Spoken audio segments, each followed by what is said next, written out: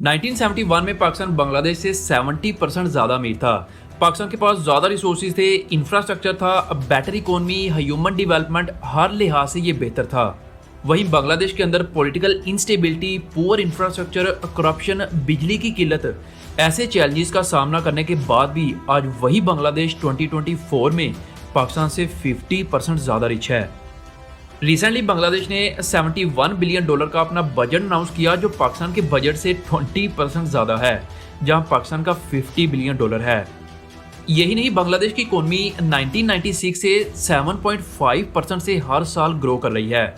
वहीं on the other hand Pakistan की growth rate 3.5% है। सिंपल वर्ड्स में कहा जाए तो बांग्लादेश का अपनी इकोनॉमी पर पूरा कंट्रोल है, तो पाकिस्तान में चीज़ों की कीमतें यानी इन्फ्लेशन ही गवर्नमेंट के कंट्रोल में नहीं आ रही, जो 21% तक पहुंच चुकी है।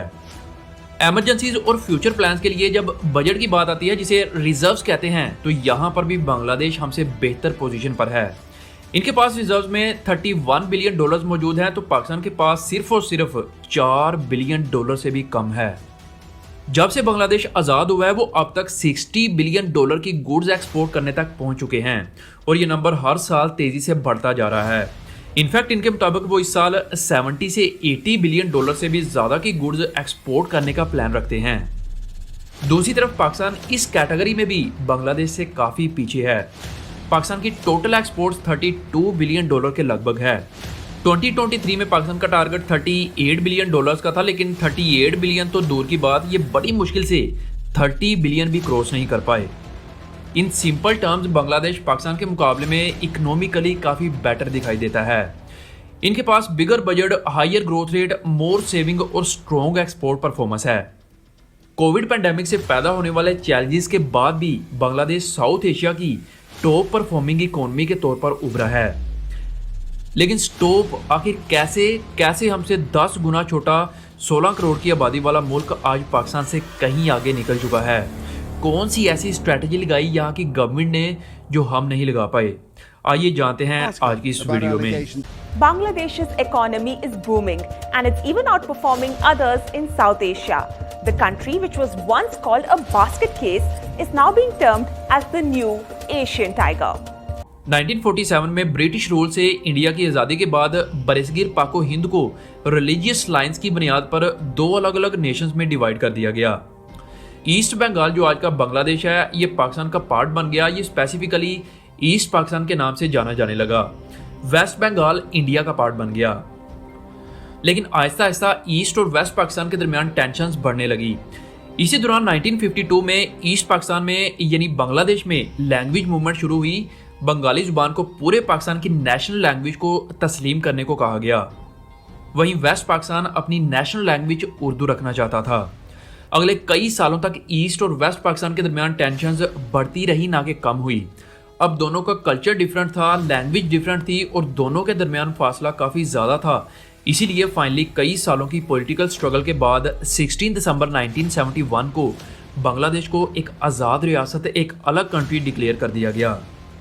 आज़ादी के बाद बांग्लादेश को कई चैलेंजेस का सामना करना पड़ा। यहाँ पर एक्सट्रीम पॉवर्टी थी, डेवलपमेंट को लेकर काफ़ी इश्यूज थे, बिजली की किल्लत थी, इंफ्रास्ट्रक्चर ना होने के बराबर था। इन सभी चैलेंजेस का सामना करते हुए इन्होंने ना सिर्फ इसको ओवरकम किया, इसके अलावा इन्होंने अपनी एजुकेशन पर फोकस करना शुरू कर दिया। हेल्थ केयर, वुमेन एम्पावरमेंट समेत मुख्तलिफ सेक्टर्स में अच्छी परफॉर्मेंस दिखाना शुरू कर दी।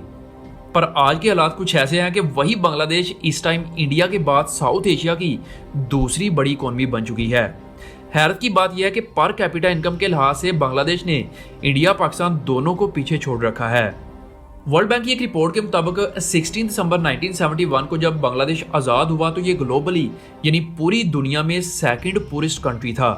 लेकिन इसके बाद के 50 सालों में बांग्लादेश ने जो ट्रांसफॉर्मेशन दिखाई वो वाकई तारीफ के काबिल है। अगर आप पूछेंगे कि बांग्लादेश की इकोनॉमी का वो कौन सा ऐसा टर्निंग पॉइंट था जिससे इनकी इकोनॉमी को बूस्ट मिला, असल में आज़ादी के बाद इनिशियली सालों में बांग्लादेश की इकोनॉमी को सिर्फ एग्रीकल्चर सेक्टर चला रहा था। लेकिन फिर 1980s में इन्होंने इंडस्ट्रियलाइजेशन पर फोकस करना शुरू कर दिया, खासतौर पर टेक्सटाइल और गारमेंट सेक्टर में। इस चेंज से हुआ ये कि आज बांग्लादेश दुनिया के टॉप कंट्रीज में आता है रेडीमेड गारमेंट्स को एक्सपोर्ट करने में। और आज इनकी रेडीमेड गारमेंट्स यानी आरएमजी बांग्लादेश की इकोनॉमी की बैकबोन मानी जाती है। जो इसकी एक्सपोर्ट अर्निंग्स और एम्प्लॉयमेंट पैदा करने में एक अहम रोल प्ले करती है।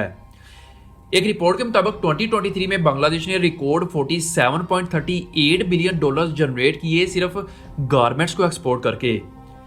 जैसा कि मैंने पहले बताया कि इनकी ग्रोथ की वजह इनकी गारमेंट इंडस्ट्री है। इस इंडस्ट्री में 42 लाख एम्प्लॉयज़ हैं, जिनमें 25 लाख के करीब फीमेल वर्कर्स हैं। वहीं दूसरी तरफ अगर पाकिस्तान को देखें तो ऐसा नहीं है कि ये शुरू से ही इकोनॉमिक चैलेंजेस का सामना कर रहा था। 1960 के बाद से चाहे एग्रीकल्चर सेक्टर हो या इंडस्ट्रियल, पाकिस्तान हर शोबे में तरक्की की राह पर गामजन था। लेकिन 1980s के बाद से मुल्क में पॉलिटिकल इंस्टेबिलिटी आना शुरू हो गई। हमारी मिलिट्री अमल दखल करने लगी। पॉलिटिक्स के अंदर, पाकिस्तान की इकोनॉमी के अंदर करप्शन अरूज पर पहुंच गई और देखते ही देखते पाकिस्तान की इकोनॉमी कमज़ोर होने लगी। और आज के हालात कुछ इस तरह के हो चुके हैं कि हमारा पॉलिटिकल सिस्टम ऑलमोस्ट स्टक हो चुका है। इस वक्त पाकिस्तान की इकोनॉमी एक क्रिटिकल पोजीशन पर है, जहां पब्लिक डेट का लेवल सस्टेनेबल लेवल से ऊपर जा चुका है और पाकिस्तान अपने कर्जों की पेमेंट्स देने में काफ़ी मुश्किलात से गुजर रहा है। IMF की रिपोर्ट के मुताबिक पाकिस्तान को इस बुरान से निकलने के लिए मजीद $7 बिलियन लोन की ज़रूरत है। याद रहे, हम ऑलरेडी $200 बिलियन डेट बर्डन के नीचे हैं और 2026 तक यानी अगले 2 सालों के अंदर पाकिस्तान को $75 बिलियन का लोन वापस करना है, जो हर साल $25 बिलियन बनते हैं। ज़रा सोच कर देखिए कि पाकिस्तान क्या ही कमाएगा और क्या अपने लोगों पर खर्च करेगा। अब जाहिर सी बात है कि इतने रिसोर्सेज तो हमारे पास है नहीं कि हम उनसे अपने कर्जे भी उतारें और डिफरेंट सेक्टर्स में पैसा भी इन्वेस्ट करें। और करप्शन हमारे मुल्क में ऑलरेडी इस लेवल तक है कि छोटे से लेकर बड़े तक सभी अपना पेट भरने में लगे हुए हैं। इसीलिए पाकिस्तान में महंगाई अपनी फुल सुई पर है, जहाँ मिडिल क्लास और लोअर मिडिल क्लास के लिए सर्वाइव करना बहुत मुश्किल हो चुका है। आज की डेट में बांग्लादेश की ग्रॉस डोमेस्टिक प्रोडक्ट यानी GDP $411 बिलियन है और ये ग्लोबली 33 लार्जेस्ट इकोनॉमी है। वहीं दूसरी तरफ पाकिस्तान 46th लार्जेस्ट इकोनॉमी है और इसकी GDP $347 बिलियन है। इससे साफ जाहिर होता है कि बांग्लादेश की इकोनॉमी हमसे कदरे बेहतर है। एक्सपर्ट्स के मुताबिक बांग्लादेश की इकोनॉमी 2030 तक इससे 2 गुना बड़ी हो सकती है। आप इमेजिन करके देखो कि 2030 तक बांग्लादेश की इकोनॉमी $1 ट्रिलियन तक पहुंच चुकी होगी और हम अभी भी वहीं के वहीं हैं। कंक्लूजन की तरफ आए तो पाकिस्तान को चाहिए कि वो बांग्लादेश के डेवलपमेंट मॉडल से कुछ सीखे। हमारी ज़्यादातर आबादी यंगस्टर्स, यंग जनरेशन पर मुश्तमिल है। पाकिस्तान इससे डेफिनेटली फ़ायदा उठा सकता है। इसे डेमोग्राफिक डिविडेंड कहा जाता है, जिसका मतलब है कि मुल्क के अंदर काफ़ी बड़ी तादाद वर्किंग एज पॉपुलेशन की है और अगर गवर्नमेंट इन्हें थोड़ा सा सपोर्ट करे तो ये 100% पाकिस्तान की इकोनॉमी में कंट्रीब्यूट कर सकते हैं। इस वक्त पाकिस्तान को बड़े चैलेंजेस का सामना है और ये एक फेल्ड स्टेट नज़र आ रही है।